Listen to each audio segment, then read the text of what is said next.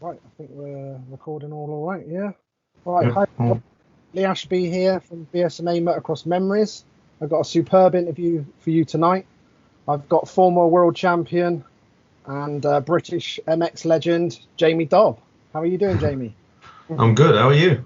Not bad, thank you. Really good get to speak to you. I really appreciate your time. No worries. No worries. Right, we'll get going with these questions then. I've got a chap, Vaughan Williams. He helps me out with this group as well. He's a former BSMA champion as well, and he's got so many good questions. I've got to give them all to you as well. So, one of the first ones he put out was, how did the opportunity to go and race in America come about? And what are your fondest memories of your time spent over there? Well, funny how it came about. We were in our kitchen at home. I don't know when it actually was. It could have been November time. It was quite late, and I had no ride realistically of any sort. I'd won a moto in Austria that year and everything. Yeah. I was still 19, and a friends of ours, which was Dave Osterman and Jamie Stearns. Dave, you will know from working with Chad Reed. Yeah. And they were saying, they says, why don't you call Mitch? And I'm like, okay. So I called Mitch and I'm like, what do you think?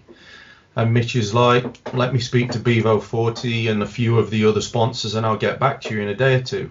Yeah. So he called me back and says, yeah, we'll do it. And it was $500 a race. And that's it. I got paid $500 in expenses and I could win bonuses. Yeah, and that was it. So agreed everything, and we went out there. Amazing. That was pretty surreal then. What are the biggest differences between racing the outdoor series in America and the GPs, do you think? It's different now to what it was then. Obviously Yeah. the Supercross and everything. So these switching back and forth in America is quite difficult.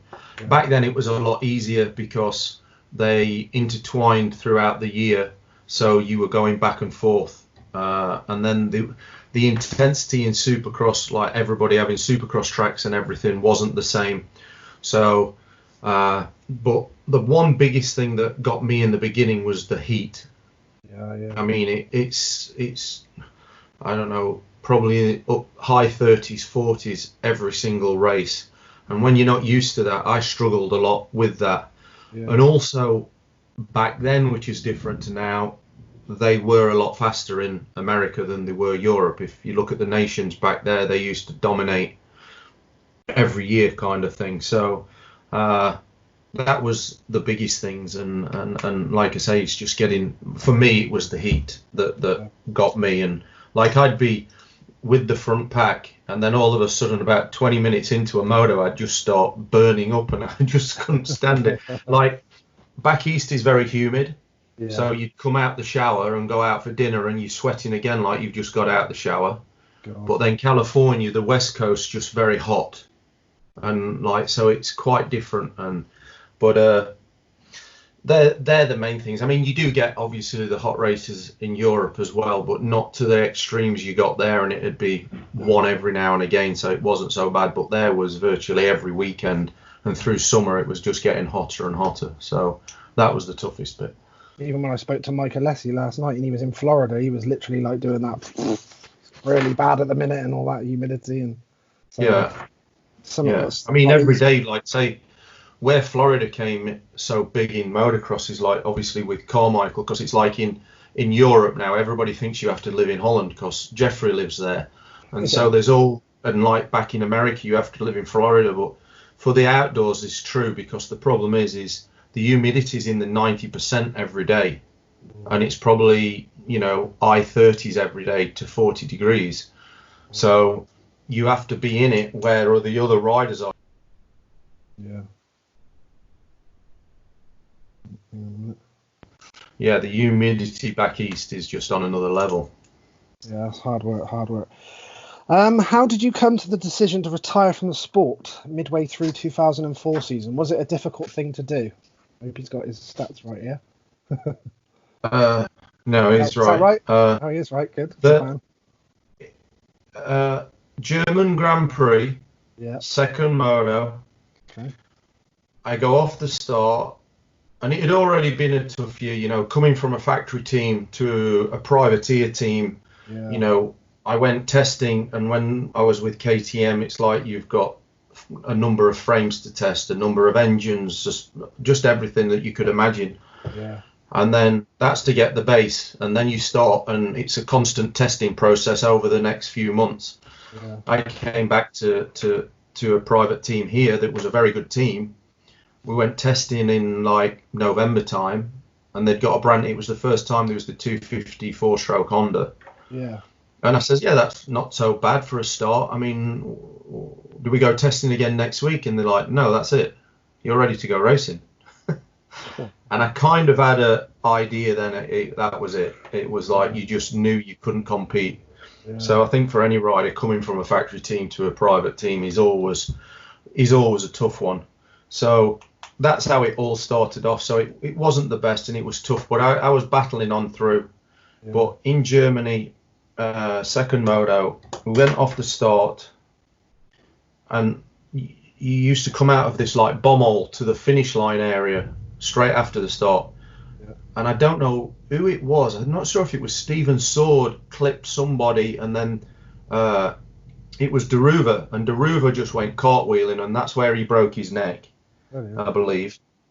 I went about 4 more corners, and 3 people landed on top of each. Yeah, that's a few less people I've got to pass. But it was just this light switch went off, and I'm like, I don't want to be here. Yeah. And then Billy McKenzie came past me a few laps later, and literally came into this tabletop, and his rear brake had gone, and he hit this tabletop, and he went to the moon. Jesus. And just landed, and he smashed himself up, and I'm like, that was basically, that's where the lights went out. And yeah, it was like a switch when you saw that. Yeah. Yeah, and what I'm glad for, because you see many riders now and sports people that struggle with stopping, but for me, I knew it was the right thing. I had already started a management company, and it was mainly with football and sports marketing anyway, a few years before, in 2000. So I know I already had that, and I knew what I wanted to do after I'd finished racing anyway. Yeah. So it was the perfect time, and I went to Auxton Park later that year, and I was with Naomi, my wife, and Auxton was one of my favourite tracks. And she says, "Are you missing it?" And I'm like, "Not one bit," because I was injured at this time. I did actually get injured in France at the GP in the first turn. I broke my hand, so that kind of did me for the season. I came back for the last British Championship just to kind of say it was my last race. I mean, I didn't really tell anybody or anything. I just kind of believe it. I'm quite a shy person, so I'd rather just go out the back door and see you later kind of thing. So it's so that's where it all went. It ended for me, but like I say, I'm very fortunate that I ended it on my terms, because that's one of the worst things when it gets taken away from you. I think they're the ones that are difficult, and that's where you see athletes and riders struggle. But good, you made your own decision there then. Yeah. That's cool. Yeah. I've got if you could create your ultimate Motocross Nations team, who would be in it and why? As history goes, I'd probably say Kurt, Robbie, and Paul Malin, because they're the last English guys to win it. So I'd have to say them three. It was funny because Paul had not had the best year that year. Yeah. He had a bad one, and I had a pretty good one in America. I'd been on the podium a few times, and I was like thinking I'd like to be on this, and then I think I ended up getting hurt anyway. But it was quite funny because I just remember that day. I think it was the morning, and I was just having a shower and stuff, and I'd got out, and someone called me and told me, and I called Mitch, and I says, "Hey, guess who's won the Nations?" And he's like, how did America win it easy? I'm like, no, England won it, and it was a bit of a funny thing, but yeah. So yeah, it was cool. And also many people don't know, my brother was Kurt's mechanic there. So it was Julian, innit? Julian. Julian, yeah. Julian, So it was nice. It was an It was awesome part of it, yeah. moment for him being a part of it, because we're both quite emotional people. So I knew what it meant to him. Just, even with the riders I've worked with, it's like I can't race no more, but by them riding and winning, you feel a small part of it. And so, and my brother's pretty much the same. So I was pumped for him. That was brilliant, then. That was good. If you could choose, if you could choose only one motocross track to ride for the rest of your life, what would it be and why? I don't know. It's quite funny. It's probably changed now. I'm like, I don't mind jumps, but 4 strokes braking in midair without notice kind of scare me. And I used to love going to the NEC, but that's been closed down now because of the railway that's coming through it. Yeah. And it was always good having a bit of banter with Reg. But I used to have an old practice track of my own at Warsaw called the Sand Bowl, and we did many laps around there, and I used to love that place. But I don't really know to say just to ride one track, but it'd be a tough one. I mean, I rode for the first time in 2 years on Friday. Oh, did you? Yeah, I just borrowed a friend's bike and we went because he was going to Fat Cat. I do like that place. I just love what they do there. I mean, I think there's a couple of tracks in England, that one being a prime one, and then also Justin Barclay's track, because I just think, the effort they put in and the level it's at, it's where you want motocross to be. Yeah. And it's if I do ride, I normally tend to go to Fat Cat nowadays. Okay, cool. Right, his next one was, you pursued a modelling career in New York around 97. How did the chance to do that come about, and did you manage to get in any big campaigns? It was 96, and I didn't have a girlfriend or anything, so I thought it'd be a good way to meet girls. Oh, right. Yeah. No, someone just makes came sense, up makes to me. Sense. Someone that came up to me at the races, I knew him through racing, but he was like a male supermodel kind of thing. Oh, right, okay. But he was into the racing, so he did all the Boss and all them campaigns. Oh, yeah. And he just says, if you ever want to try it, and I just thought, I was at that point that it was a struggle for me that year, because I got a last minute chance to ride a factory Suzuki in Supercross, but I kind of knew it kind of was only for Supercross, but if the results were there, then it'd continue. But they decided not to continue. Roger didn't, even though I'd got second and nearly won the Supercross championship, and I was top Suzuki at the time, but obviously budgets are budgets, and that's how it is. And he let me have my practice bike, keep my practice bike, and that's what I did all the majority of the races on. Oh, right. And it was just, I had an English mechanic, Tom, out there with me, and it was costing me like $2,000. So any bonus I made by doing in the Supercross, I was just spending there, and it was just one of them points. I've had a couple of them in my life where, probably 92 was a struggle for me, because I was missing what my friends were doing, and it's that you'd been in motocross so much, and you just want to be out with them, but you've got to go to a race and things, and it was the same in 96. I was kind of getting over it, and it was one of them things of what's going to happen. So that's why I started doing that. I mean, it was more for fun and just to take my mind off it. When I came back, I did a few sporting things for Puma and Nike and things like that. But it was, again, a lot of it as well was also to make ends meet, because the money I was making for that was actually paying for the racing. Or when I came back to the UK for a holiday, like in 93, I mean, I was so skint. I had no money. I mean, when I first got to America, I broke my arm within a few days. And Mitch was quite nice. He gave me the $500 he would have given me to go to each race, but he knew I didn't have to go just so I could survive.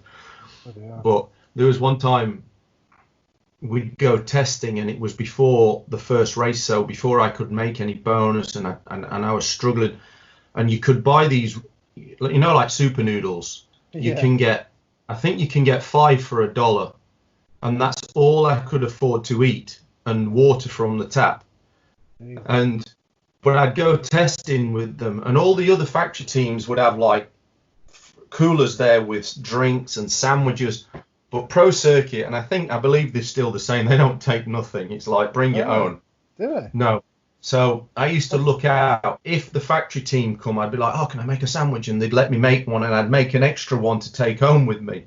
But this one day they weren't there, and we were there testing all day, and I was absolutely starving. And we drove home, and there was Rhino with us, and we stopped at like a Carl's Jr. or something, and it's like, do you want to go get some food? I'm like, hey, I'm not hungry. I was just too embarrassed to say I hadn't got no money.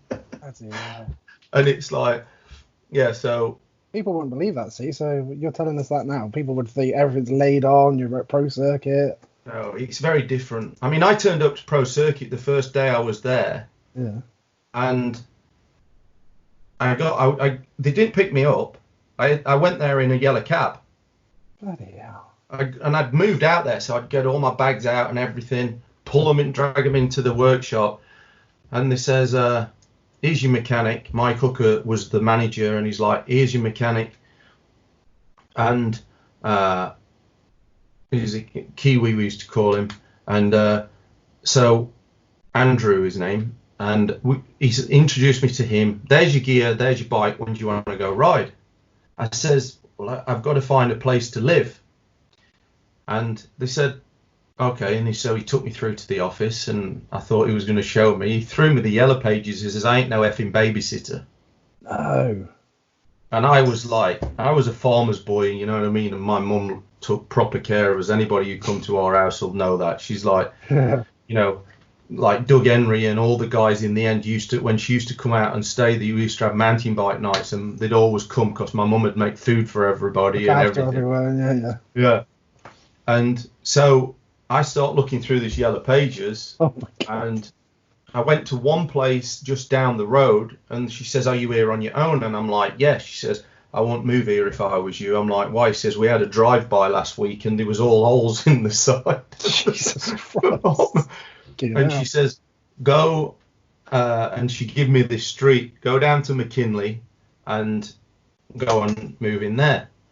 And then, so that's where I moved, and we lived down there, and Mike LaRocco lived in the same apartment block, and basically me and Mike moved in the same week, and we were about the first people to live in that area, because that's when Corona become really big, and then there was a lot of the European riders end up coming there, because I used to help them find the houses, so that was how it came. Pichon was a neighbour, and then Albertine and people like that, so, but, yeah, so...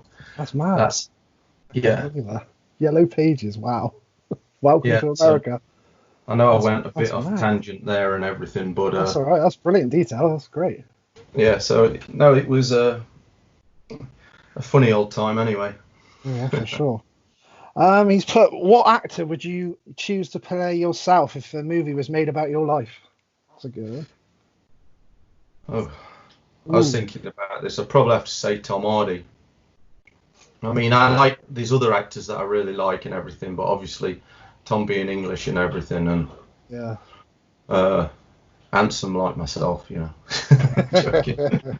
No, yeah. So I'd probably say. Is that actually a modelling one of you behind you now? No, that was. Looks like that was done for a sponsor. Oh, so it is me. Oh, right, okay.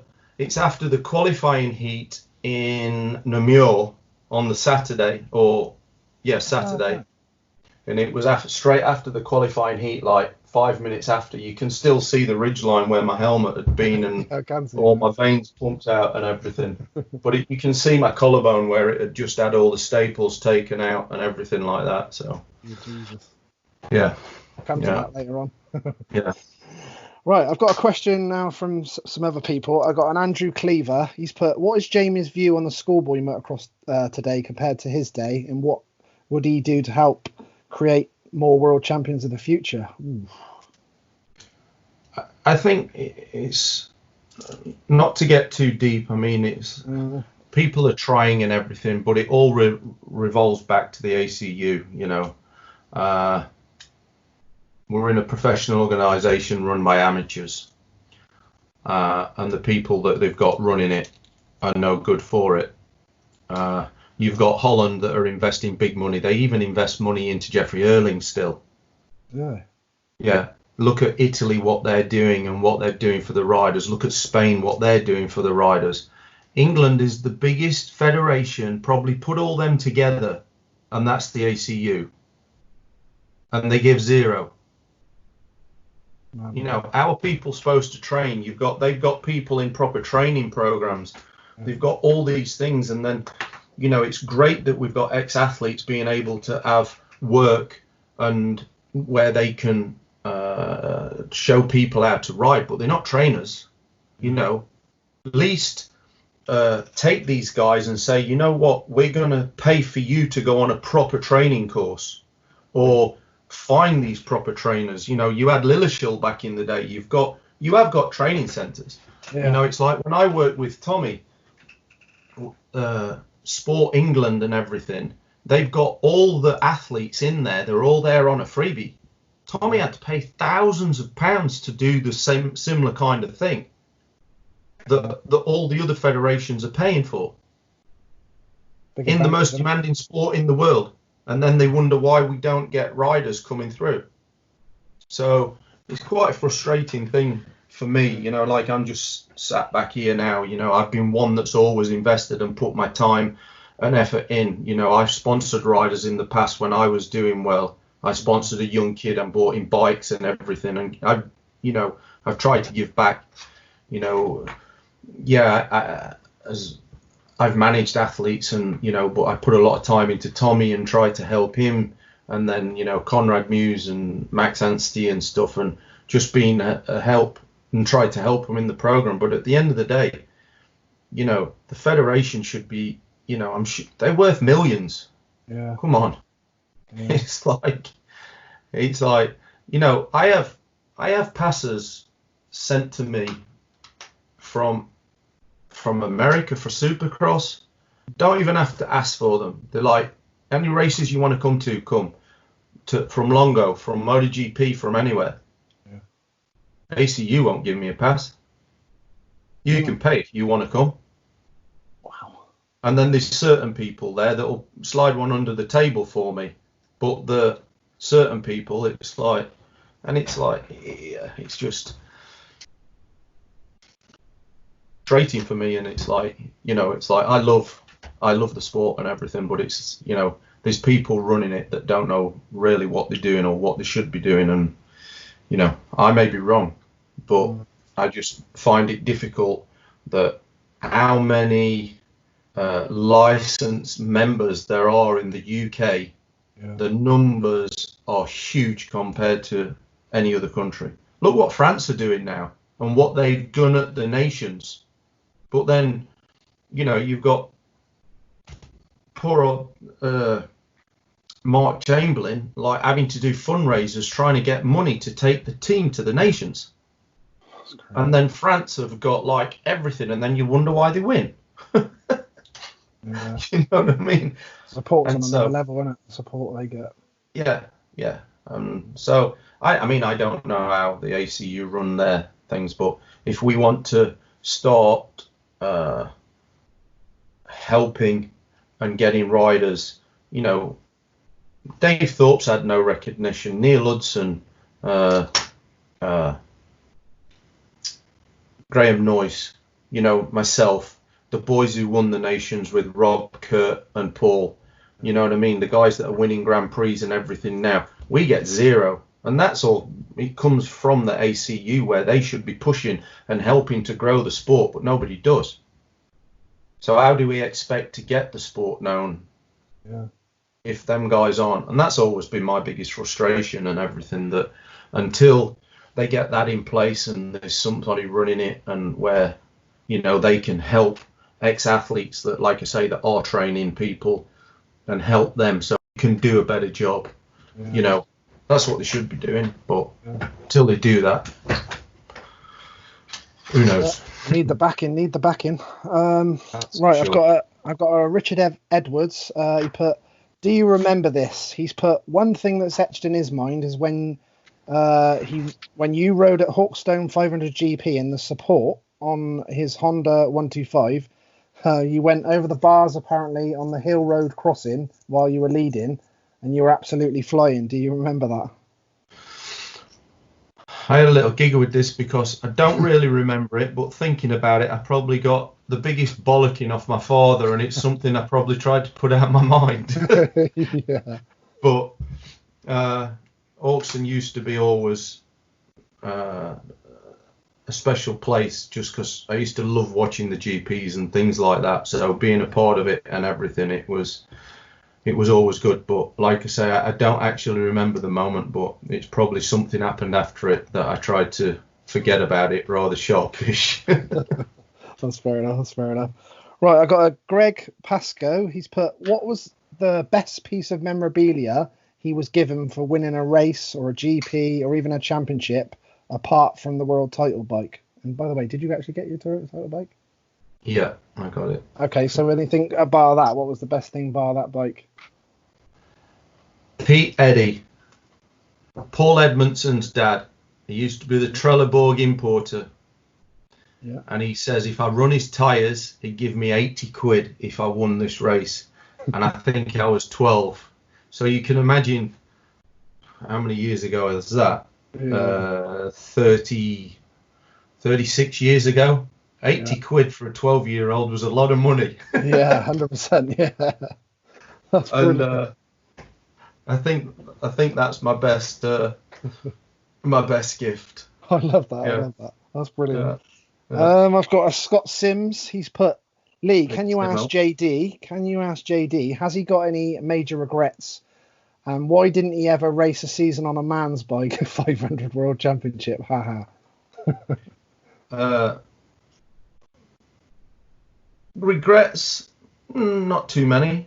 In one way, I wish I'd have gone to America earlier, because as a 15, 16-year-old, I was like, I really was, I'd got the knack of Supercross and I could do it. I had my own Supercross track and it just was very easy for me. But then 5 years that I didn't do, I kind of lost it a little bit, and then it was a struggle for me to get back in. But probably the biggest one was, in hindsight, I wish I'd have stayed on one more year on the 125 KTM, and then seen how the 250 was going to develop. Yeah. I trusted 100% in Kurt, and he thought it was going to be good and ready, and it really wasn't. It was never ready, and they never even ran the bike till I think November or something. I think that's the first time they got the engine going. And it wasn't through lack of effort or anything. It was just, we were just a bit behind the 8 ball. So I just wished I'd have had 1 year on the 125 and then gone on to the 250 the following year. Because, there was some things they thought it was me, that I just wasn't the same rider I was the year before. So that's when I said I'll ride both bikes at the Austrian GP.